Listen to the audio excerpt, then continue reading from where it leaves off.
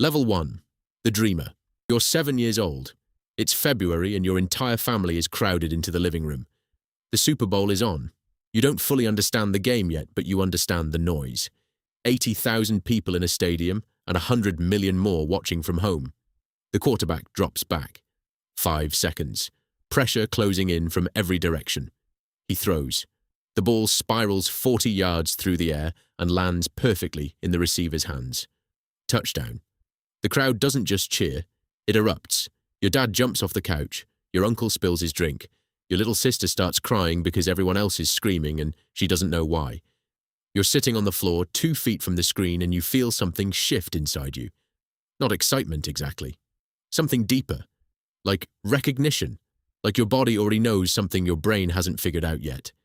The next morning, you're in the backyard with a football. You don't have anyone to throw to, so you throw at a tire your dad hung from the oak tree. You miss. You miss again. You miss 30 times in a row. Then you hit it once, and the sound it makes when the ball goes clean through the center is the best sound you've ever heard. You do it for 3 hours. Your arm hurts for 4 days. You don't care. You're 7 years old, and you've already decided. Level 2. The high school player. You're 14. You make the junior varsity team as a freshman, which almost never happens. The coach is a former college player who runs practice, like it's the military. 2 hours every afternoon. Conditioning drills, route running, film study on Friday mornings before school. You're the youngest on the team, and the older players don't let you forget it.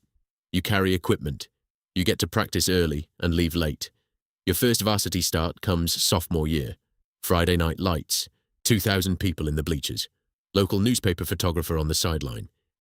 You're so nervous in warm-ups, you almost throw up twice. First series, you overthrow your receiver by 15 yards. Second series, you take a sack. Third series, you find your rhythm. By halftime, you have 2 touchdown passes, and your coach is looking at you differently. Not like a project anymore, like a player. By senior year college, scouts are at every game. Letters arrive at your house weekly. Your parents keep them in a box on the kitchen counter.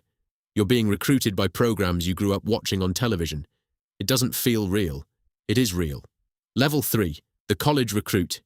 You're 18. You sign your letter of intent on National Signing Day. Local news covers it. Your high school puts your photo in the hallway.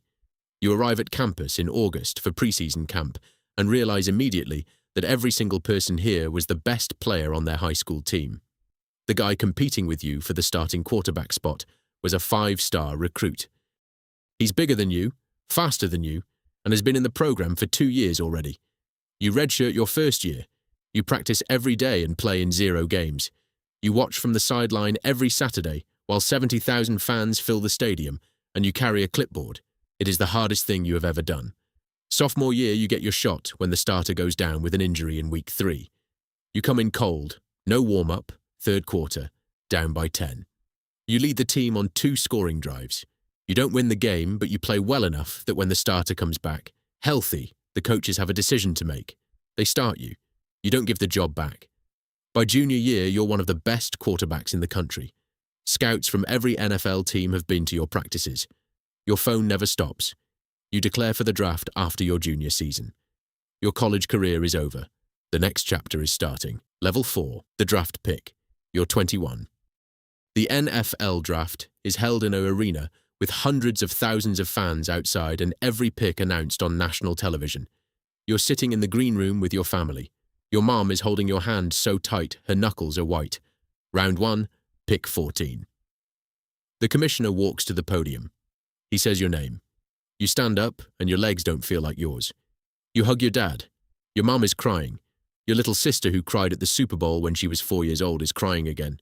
You walk up to the stage and shake the commissioner's hand and hold up the jersey with your new team's logo on it, and 40 million people are watching this moment on television. 2 weeks later, you sign your rookie contract. 4 years, $18 million guaranteed. You grew up in a house where money was always a little tight. This number doesn't make sense to you yet. Training camp starts in July. You arrive and discover that the gap between college football and the NFL is larger than anything you imagined. The players are bigger. The schemes are more complex. The speed of the game is different. Everything is faster. Every mistake is studied on film and reviewed by coaches and discussed in meetings. There is nowhere to hide in the NFL. You are either good enough or you are not. Level 5, the backup. You're 22. Your first season you dress for games, but don't play. You hold a clipboard on the sideline and watch the starter operate, and you study everything. How he reads defenses before the snap, how he goes through his progressions, how he handles the fourth quarter when the game is close and the crowd is loud, and every decision has consequences. You learn more watching from the sideline than you learned in 4 years of college. The starter is a 10-year veteran. He's seen everything. He takes you under his wing, not because he has to, but because he remembers being where you are. He tells you, stay ready. This league will call your number when you least expect it. Week 11. Road game. Hostile crowd. The starter takes a hit on the third play of the second quarter and doesn't get up. The trainer runs onto the field. The sideline goes quiet in the way that only happens when something might be serious. Your position coach looks at you. You're in. 60,000 people in an opposing stadium. National television. You've prepared for this moment for your entire life. Your hands are steady. Your mind is clear. You go 22 of 31 for 287 yards and 2 touchdowns. You win by 7. After the game, the locker room is loud and your teammates are hitting your shoulder pads and calling your name, and the starter, who will be okay, finds you across the room and nods at you once. That nod means everything. Level 6. The starter. You're 24. The veteran retires after that season and the job is yours, starting quarterback in the National Football League. Your face is on billboards. Your jersey is in stores. Kids wear your number. Opposing defenses game plan specifically to stop you every single week. The pressure is constant and total. A bad game means 3 days of national media criticism. A bad season means your job is in question. You learn to live inside the pressure rather than fight it. You develop routines. Wednesday film sessions that start at 6 in the morning. Thursday walk through with the receivers to get timing right. Friday mental preparation. Saturday night you barely sleep, but you've stopped trying to force it. Sunday morning you arrive at the stadium 3 hours before kickoff and you stand on the field alone for a few minutes, just feeling the grass under your cleats. This is yours. You earned this. Your third season as a starter, you lead your team to the playoffs for the first time. First round, home game. Your stadium is the loudest you've ever heard it. You throw for 300 yards and 3 touchdowns, and when the final whistle blows and your team wins, your defensive captain lifts you off the ground, and the crowd is making a sound that you will hear in your memory for the rest of your life.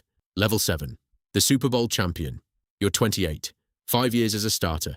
2 Pro Bowl selections, 1 MVP award, and 1 Super Bowl appearance that you lost by 4 points on a drive that ended at the 2-yard line with no time left. That loss stays with you every single day of the following offseason. You don't talk about it much. You don't need to. Everyone who matters already knows. This season is different from the start. Something is settled in you that wasn't there before. You've stopped playing to avoid losing. You're playing to win, and there's a difference that only people who've been here understand. Your team goes 15-2. You're the unanimous MVP. The Super Bowl is played in a neutral city, and when you walk out of the tunnel, for warm-ups, the noise hits you like a wall. 100 million people watching worldwide. Everything you've worked for since you were 7 years old throwing at a tire in the backyard. 4 hours later, it's over. Your team wins by 6. The confetti is falling, and your teammates are everywhere, and someone puts the championship trophy in your hands, and you look up into the lights, and you think about that living room when you were 7. Your dad jumping off the couch, the sound of the crowd, the feeling that shifted inside you that you couldn't name yet. You can name it now. It was always this. It was always going to be this. Somewhere right now, a 7-year-old is watching the Super Bowl on television. Tomorrow he'll be in his backyard throwing a football at whatever he can find. Most kids who feel that pull never follow it all the way. You followed it for 21 years, and now you're holding the trophy. And that's everything.